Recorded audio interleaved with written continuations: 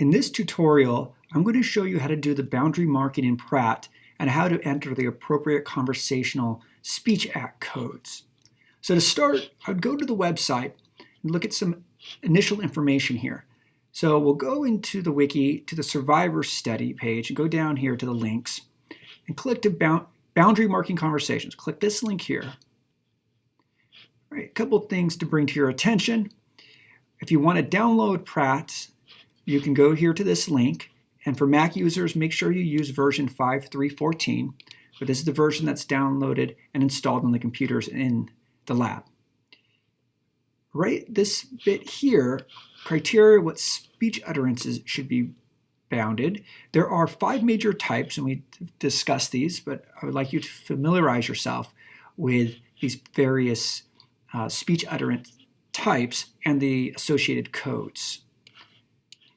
And you can read the descriptions here, and I'll also have a copy of these instructions by the computer downstairs so you can refer to it as you're learning.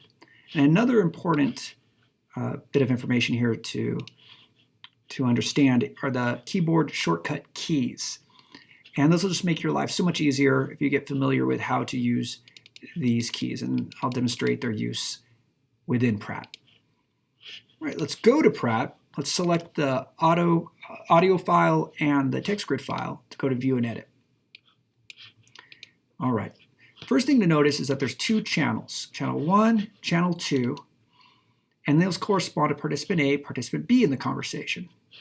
So we're going to click on the time series here, and I'm going to hit Command A. It's going to open up and show me the entire conversation. And you can click and drag various sections of that conversation. And I'm going to click and drag and press Command N, which is going to zoom in to that particular region. Now I can really zoom in, and it'll show you, this is a spectrograph, and it'll show you the acoustic properties, things like formant, pitch. That's not important. What's important are these waveforms up here in channel 1 and channel 2, and the boundary marking that's going to occur down here. So I'm going to press Command O just to step back a little bit, and I'm going to click here and listen to the conversation. I can control playback by pressing Tab. So I'm going to start the conversation. Oh, but that doesn't Did you mow involve last weekend? you. Yeah, I had to mow. You made me mow during the week before your mom got there. So yeah, I mowed. It was on a Sunday. I mowed Sunday night last. Okay, so you can tell that the male speaker is this waveform down here, channel 2. The female speaker is channel 1. To boundary mark, back up here, you're going to identify different conversational turns. So when somebody takes the floor and somebody gives up the floor, that's one of the major speech acts that you'll code with a U. So we'll listen here. What will happen? Don't worry about the grass. It's not even that we have to come up with. And it looks like the female speaker begins talking right around here. Don't worry about the grass. It's not. Don't worry about the grass. It's. Yeah, you can see here that she breathes in. I'll just zoom in. You can see that she breathes in here and begins talking right about here. So listen one more time. Don't worry about the grass. It's not even. So this is the female taking the floor. So we're going to click right at that beginning of that waveform when she begins. And it's important that you try to get the timings more or less spot on. So we know that she begins there.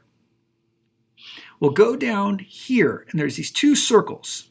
You're going to click the top circle because that channel 1 is the female speaker, waveform here, channel 1. And you're going to click, and it's going to create a blue line. That's the start of that conversational turn.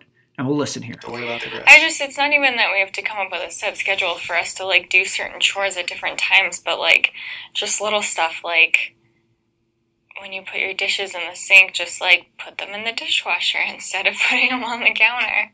Sir.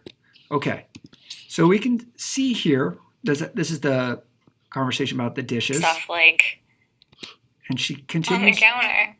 Sir. Okay, and it looks like her turn is done here. The male starts speaking here. So we're going to identify the point where she's done talking. The counter. Sir. Yep, so she's done right about there, and we're going to click, and now we have a bounded speech region, a bounded speech turn that we're just going to type in U. So now we know that the female, this utterance belongs to her, and we're going to go back here to the male and listen to when he starts. Sorry, we know if it's dirty or not. Yep. So that's where he starts speaking. We're going to click there for him. Sorry, we know if it's dirty or not.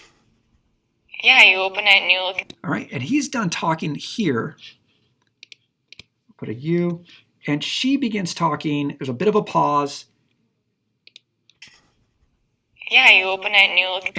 and she begins talking. And you just go through marking these speech turns in this way. And so I've done, this is the entire utterance, and you can see that I've done a little section of it.